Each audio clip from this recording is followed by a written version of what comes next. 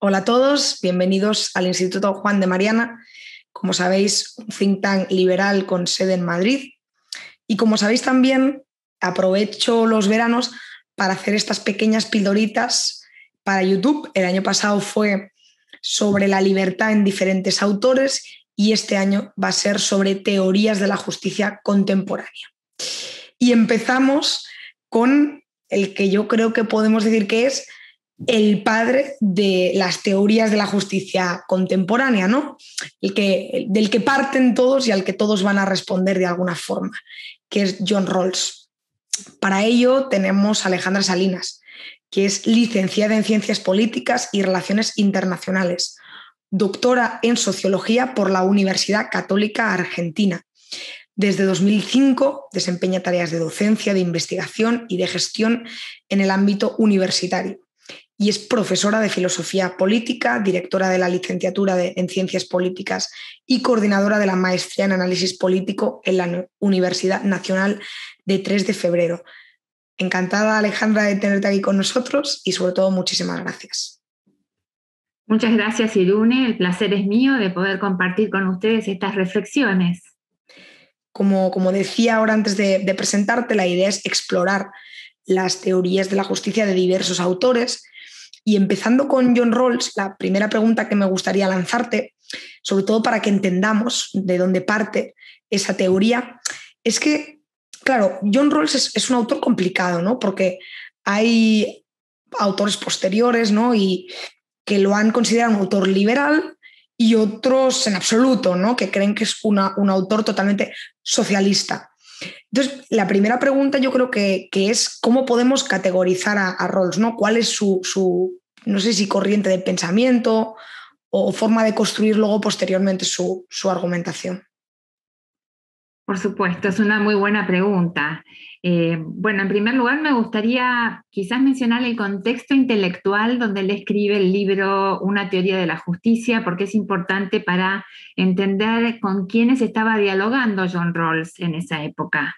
Estamos hablando de 1971, estamos hablando de una situación dentro del campo de la ciencia política donde la filosofía no tenía demasiado lugar.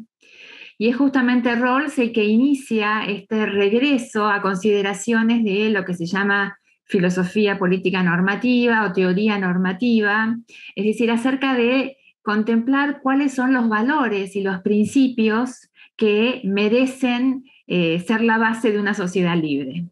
Entonces, en ese momento, a principios de los 70, Rawls, digamos que está hablando o dialogando con dos grupos, ¿no? Por un lado, está en diálogo con los socialistas, si se quiere, más revolucionarios, que pensaban que la única forma de reformar la sociedad occidental y moderna era a través de una revolución y de un socialismo a full.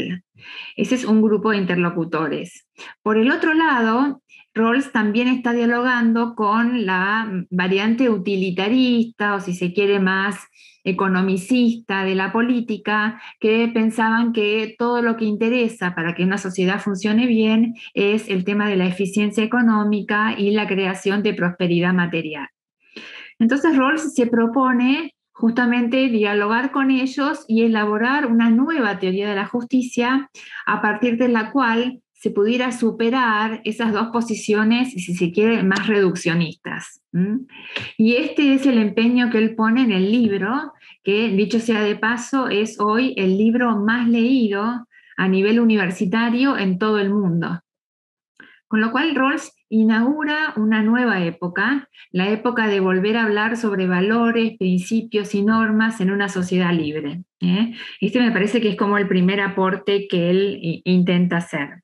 Contra los utilitaristas, entonces, defiende la idea de que la eficiencia no es lo único importante, y contra los socialistas, en su versión más extrema, los marxistas, él entiende que la revolución por medio de la violencia tampoco era algo apropiado para una sociedad libre y moderna.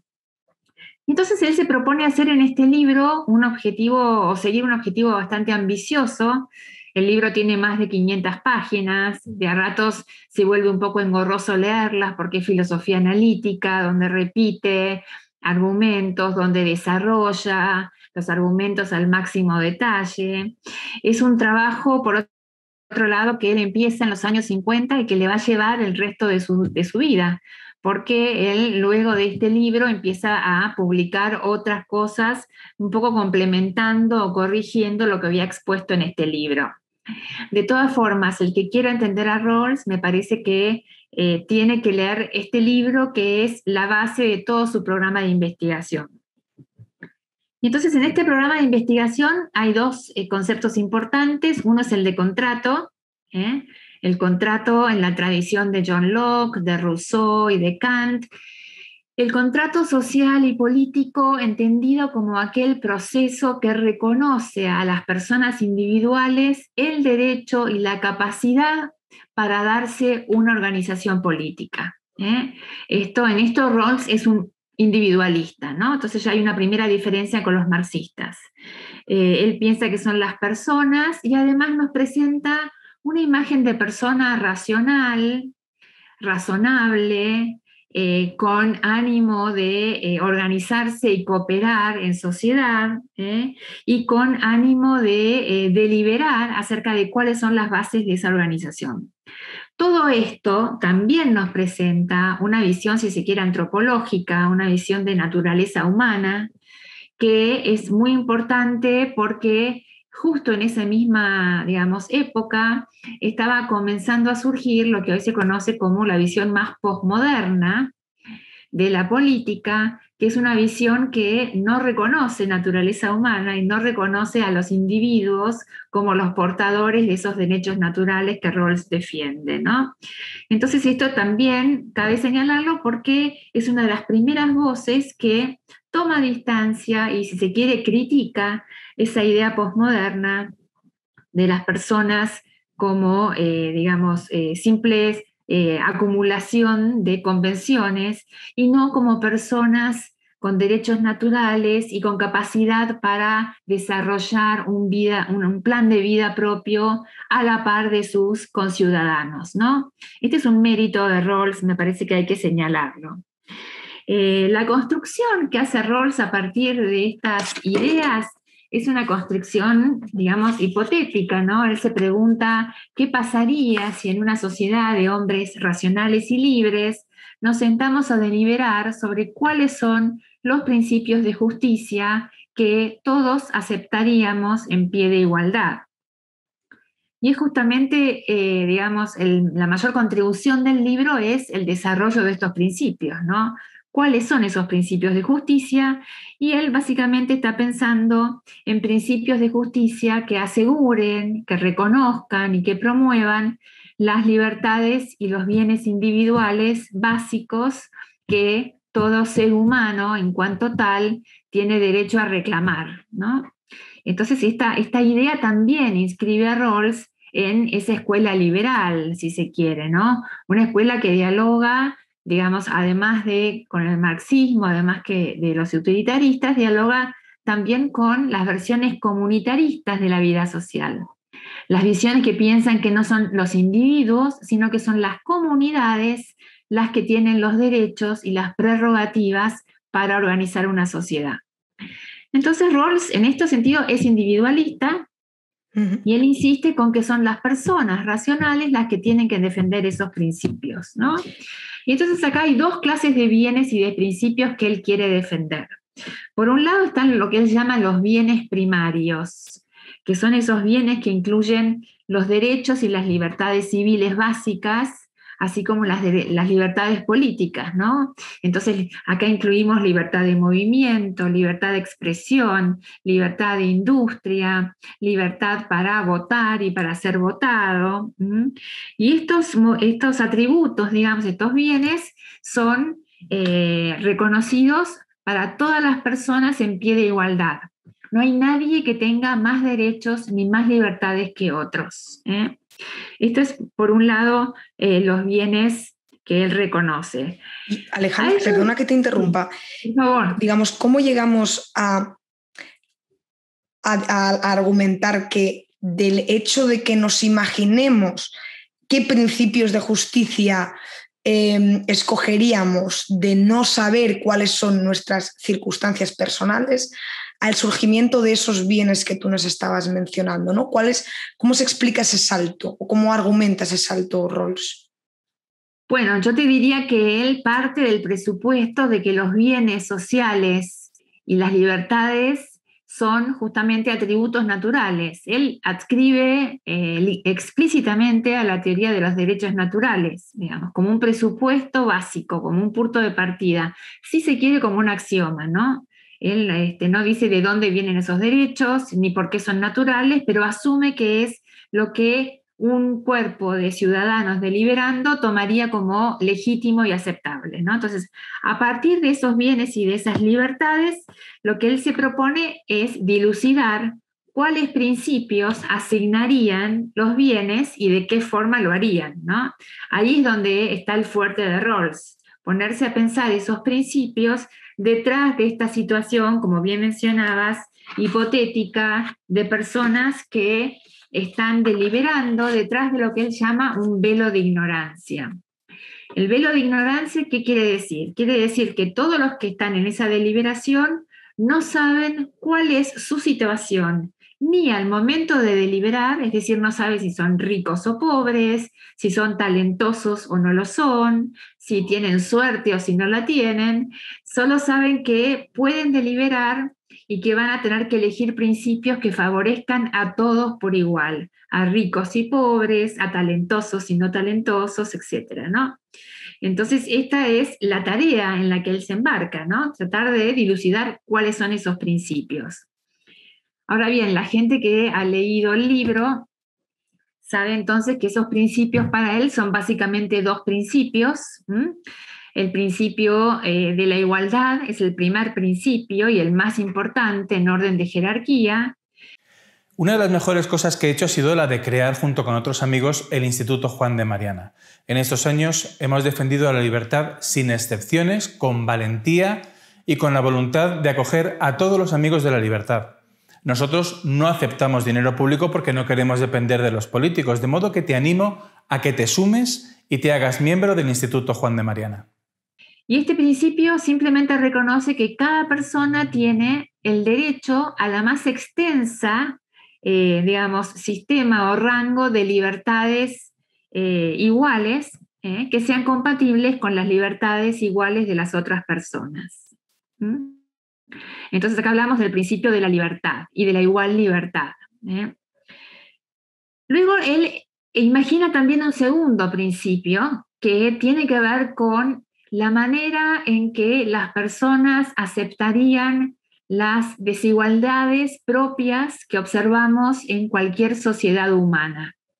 La pregunta que se hace Rawls es: ¿en qué condiciones estamos dispuestos a aceptar que existan desigualdades entre personas que son igualmente libres, igualmente racionales, igualmente dignas, ¿no? Y acá él pone dos condiciones. Las dos condiciones son las siguientes. Bueno, en primer lugar, él está un poco estipulando que esas desigualdades son aceptables si el sistema donde esas desigualdades se inscriben es un sistema que está pensado para beneficiar más a los que menos tienen. Este es un poco así como resumiendo la idea. Se trata de darle algún tipo de prioridad a las personas menos favorecidas en la realidad social, ¿no? Esto es lo que se llama el principio de la diferencia.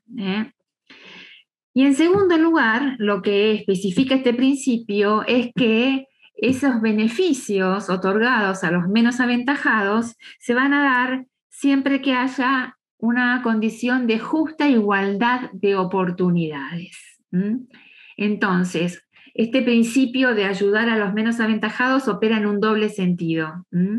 Por un lado, está pensando en que hay que producir suficiente cantidad de bienes y distribuirlos para beneficiar a los menos aventajados. Por el otro lado, está pensando que la distribución en sí misma es insuficiente y lo que hay que dar a esas personas menos aventajadas es algún tipo de igualdad efectiva de oportunidades para que logren obtener esos bienes por sí mismos por esfuerzo propio, ¿no? Entonces, estos dos principios son los que regulan toda la argumentación de Rawls.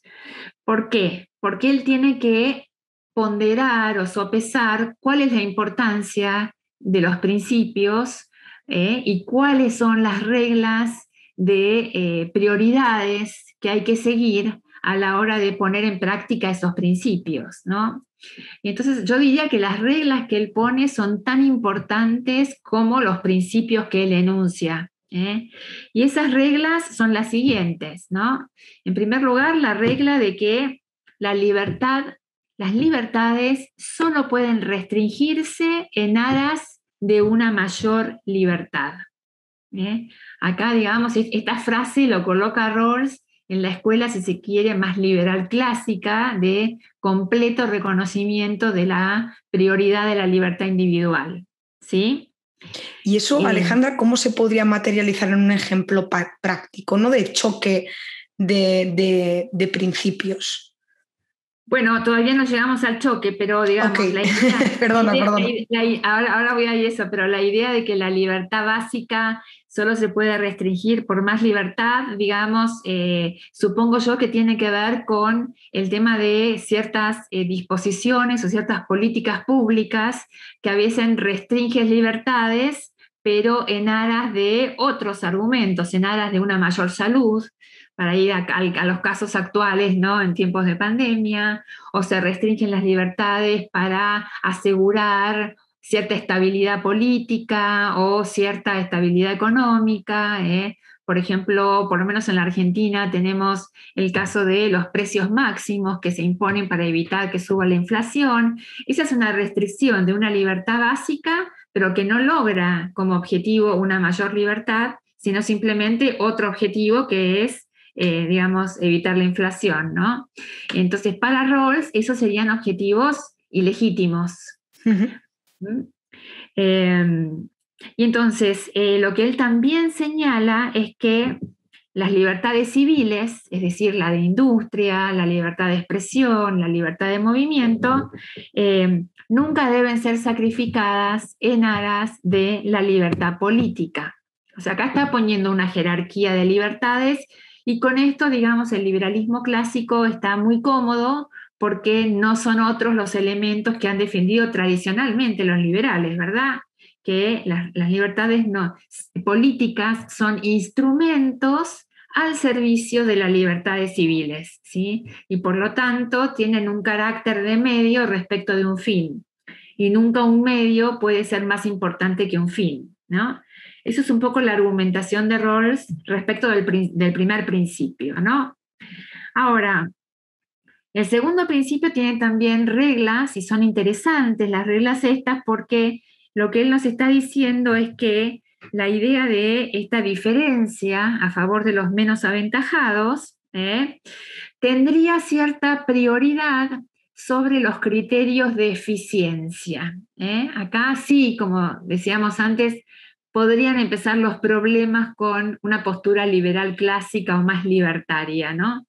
Porque entonces, de alguna manera, la redistribución al servicio de los menos aventajados sería más prioritaria que el principio de eficiencia económica que apunta a la mayor producción, mayor prosperidad y mayor riqueza material.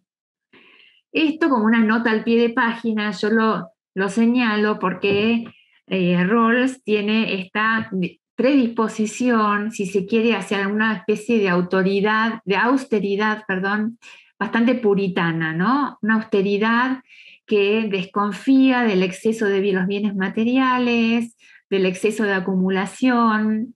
Rawls de formación, con una formación religiosa muy fuerte de joven. De hecho, su tesina de grado tiene que ver con temas, siempre me olvido.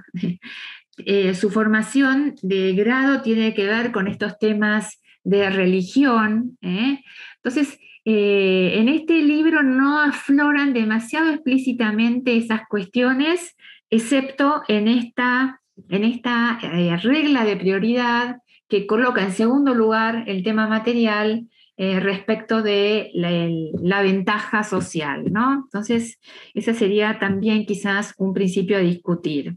Y por último, interesante, la regla de Rawls, según la cual la justa oportunidad o la efectiva oportunidad de igualdad de oportunidades que él defiende como parte del segundo principio, dice que tiene prioridad sobre la distribución, ¿no?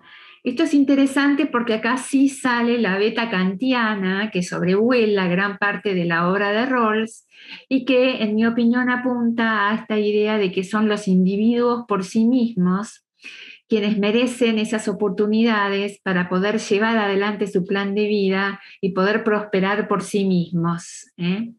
Por eso es tan importante la justa o efectiva igualdad de oportunidades, mucho más que una distribución, si se quiere, paternalista de cuáles bienes y servicios tiene el Estado que repartir para ayudar a los menos aventajados, ¿no? Rawls en esto es fiel a esa autonomía kantiana, si queremos llamarla de esa manera, por la cual las personas son artífices de sus propias vidas, ¿verdad? De modo que, digamos, acá tenemos 2 principios y 2 reglas. Entonces, si a alguien le gusta hacer un cuadro, no es mi caso, no soy buena con los cuadros y los gráficos, pero podríamos encontrar varias entradas, en un cuadro al menos de 4 entradas, que nos darían por lo menos 7 ideas principales que rescatar en la obra de Rawls que estamos analizando. Y esas ideas entonces las voy a enumerar, que son, en primer lugar, una plena y extensa libertad para todas las personas.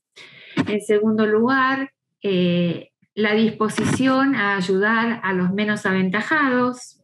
En tercer lugar, la igualdad de oportunidades para que esa ayuda permita a los menos aventajados salir adelante por sí mismos. En cuarto lugar, proteger la libertad individual de los avances igualitaristas. Esto se demuestra en la prioridad del primer principio por sobre el segundo principio, ¿sí?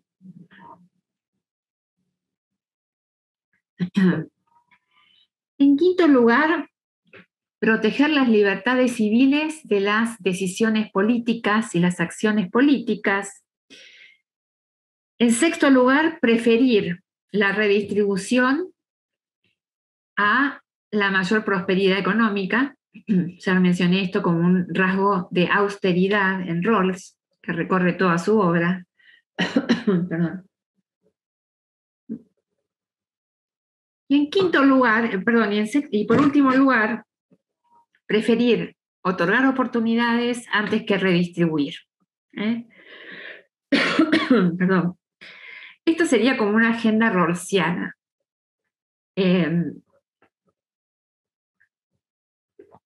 Por supuesto que hay muchas preguntas para hacer.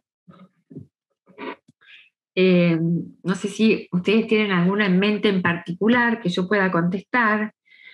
Yo tengo varias aquí. Si te parece, yo te voy a lanzar un par de preguntas. Por favor, más. Por favor. Una, sobre todo para que, o sea, porque, bueno, cuando alguien, la idea de estos vídeos, mejor dicho, es que alguien que no haya leído a Rawls, digamos, de alguna forma pueda empezar a entenderlo, ¿no? Y pueda, a partir de ahí, interesarse en leerle.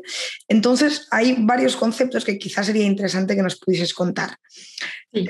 Por un lado, ¿a qué se refiere cuando habla sobre el principio de justicia distributiva? Que yo creo que más o menos ya lo estabas apuntando ahora, y por qué rechaza su vinculación con el de justicia asignativa. Quizá también para ver si podemos entender qué quiere decir con justicia asignativa. Bien. Bueno, acá claramente Rawls está embarcado en un diálogo con el liberalismo clásico, con el sistema de libertad natural, como lo llamaría Adam Smith. Rawls tiene una relación bastante extraña con Smith, no es el momento de desarrollarla, pero bueno, estoy trabajando en ese recibimiento que hace Rawls de Smith, porque él justamente se refiere al sistema de libertad natural como aquel que asigna bienes y servicios y posesiones de una manera justa siguiendo los intercambios libres en un mercado. Esto sería la justicia asignativa. Sería el principio de justicia asociado con el liberalismo clásico, por lo menos tal como lo entiende Adam Smith. En esa justicia asignativa, por supuesto que entran un sinnúmero de factores: el nivel de esfuerzo, los costos de producción, los talentos individuales, las capacidades de producción, etc. Para Rawls, los talentos y capacidades tienen la categoría de factores arbitrarios. Esto ha sido bastante discutido, pero bueno, me limito a explicar qué es lo que él está pensando. Entonces, en pocas palabras, esto quiere decir que nadie tiene, digamos, el derecho a decir que, bueno, porque tengo la suerte de haberme ganado la lotería o de haber heredado una fortuna, me puede ir mejor en la actividad de un mercado libre de intercambio de bienes, ¿no? Entonces, como esto le parece arbitrario, él intenta que su principio de justicia compense esa arbitrariedad, y acá encontraría esta función, si se quiere, redistributiva, de ayudar a los menos aventajados justamente en esa carrera, digamos, hacia la autorrealización, bueno, de ayudarlos de alguna manera redistribuyendo algún tipo de bienes, educación, bienes de salud, oportunidades laborales, etcétera, ¿no? Entonces, la justicia distributiva sería la justicia que corrige aquellas arbitrariedades que se detectan en la justicia asignativa propia del mercado. Esta sería un poco la idea puesta en términos muy generales que Rawls trata en su libro, ¿verdad? Entonces, él claramente encuentra que hay una función para el Estado en llevar adelante estas correcciones y llevarlas adelante de una forma, digamos, que beneficie a todos los grupos menos aventajados, en este sentido. Pero por supuesto, el pensamiento de Rawls es un pensamiento complejo, ¿no? Él no está pensando en una redistribución del tipo, digamos, completamente paternalista o completamente planificada por el Estado central, como diría Hayek, sino que está pensando en un sistema de mercado corregido por el Estado, ¿no? O sea, en algún momento en el libro usa la expresión socialismo de mercado.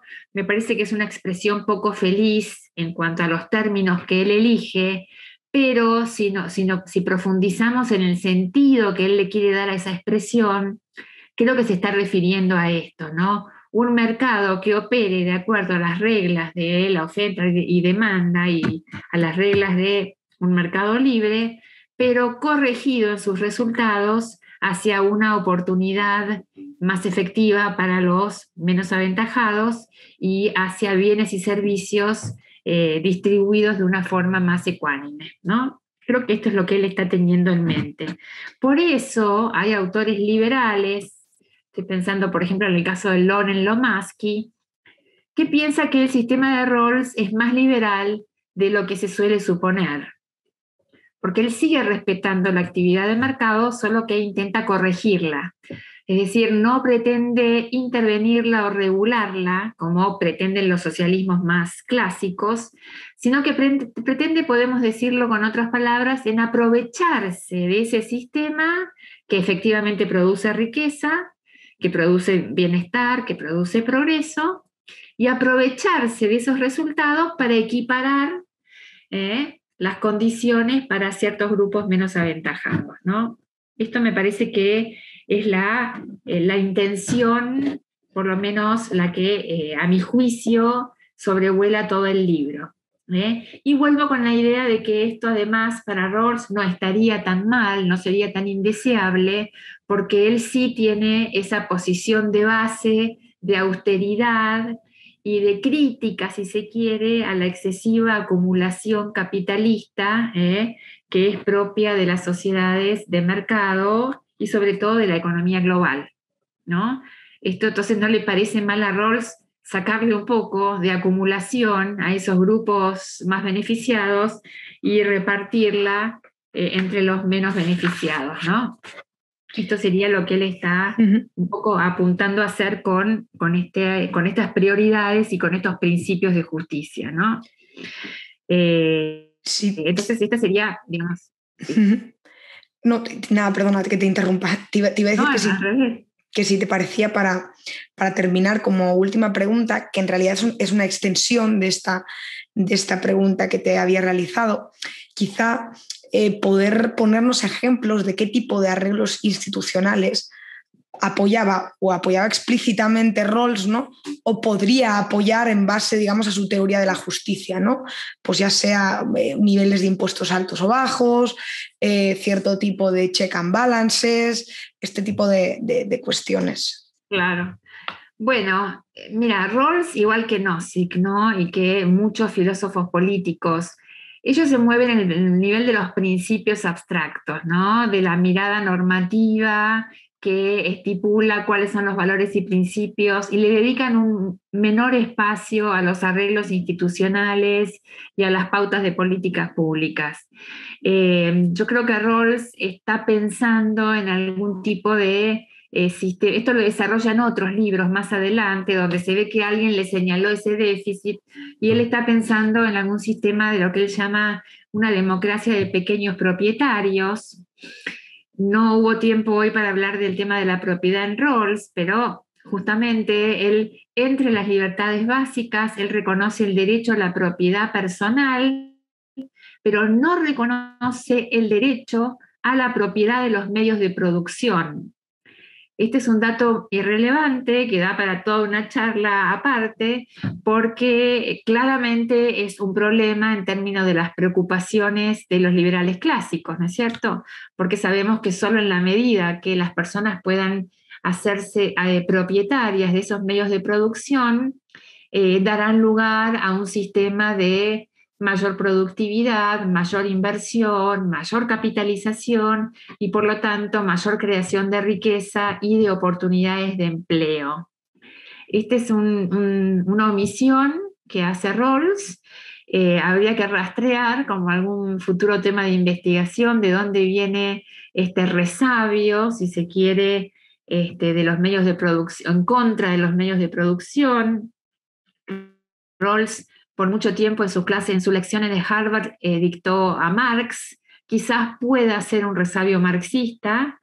En todo caso, no desarrolla demasiado el tema, salvo para mencionar que en alguna sociedad ideal las personas serían propietarias de sus bienes personales, pero esas sociedades tendrían menos espacio para las grandes corporaciones como propietarias de los medios de producción, ¿no? Esa sería como una primera línea en términos de qué sociedad está pensando, ¿no?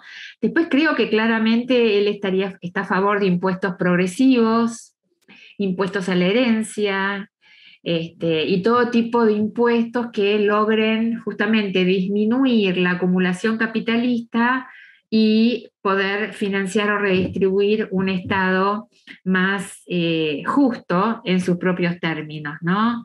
Esta es otra discusión también que podemos hacer, en qué medida los dos principios son consistentes entre ellos y no lo son, porque uno podría argumentarle, objecionar a Rawls que en la medida en que la sociedad sea más capitalista, entonces más efectivas oportunidades va a haber para los que menos tienen, ¿no es cierto? En fin, una serie de preguntas que se desprenden más de una crítica a Rawls y que me parece que hoy quizás no eran el tema o el objeto de la conversación, sino más bien presentarles, bueno, qué es lo que piensa Rawls y cómo se justifica esta doble preocupación por la igualdad y por la libertad, ¿no es cierto? Críticas a Rawls se me ocurren básicamente dos principales. Una es por el lado de Robert Nozick, que claramente sostiene contra Rawls que la redistribución, no importa la forma que lleve, siempre va a afectar las libertades básicas individuales y por lo tanto los dos principios son incompatibles. Y por el lado del socialismo también hay objeciones en el sentido de que toda propuesta de mejorar a quienes menos tienen en términos del acceso a bienes materiales y bienes básicos, y que no proponga una reforma radical de la propiedad, va a ser siempre una propuesta insuficiente, ¿no? Entonces, digamos, ni los libertarios ni los socialistas quieren demasiado a Rawls. Como línea final, yo diría que, digamos, quizás el aporte de Rawls tenga más que ver con esa actitud o ese esfuerzo que él hace por conciliar dos valores políticos que son importantes y por hacer ese esfuerzo filosófico de hacer preguntas difíciles, ¿no? No simplificar. Disculpa, puedes continuar. No, decía que quizás el esfuerzo o el aporte de Rawls, a mis ojos, a mi juicio, es que él hace este esfuerzo importante por conciliar dos valores políticos que son cruciales, que son libertad e igualdad, por superar algunos escollos, algunas dificultades argumentativas, un esfuerzo por dialogar con los interlocutores, tanto con los utilitaristas como con los socialistas, y un esfuerzo que de alguna manera tiende puentes, ¿no? En vez de abrir grietas y de construir muros, ¿no? Para usar metáforas que están hoy en día muy en boga. Y me parece que en ese sentido es un esfuerzo bastante loable y admirable y quizá tenga algo para enseñarnos. Pues yo creo que nos podemos quedar con esa reflexión que me parece muy interesante, también con las preguntas que has dejado abiertas para futuras investigaciones.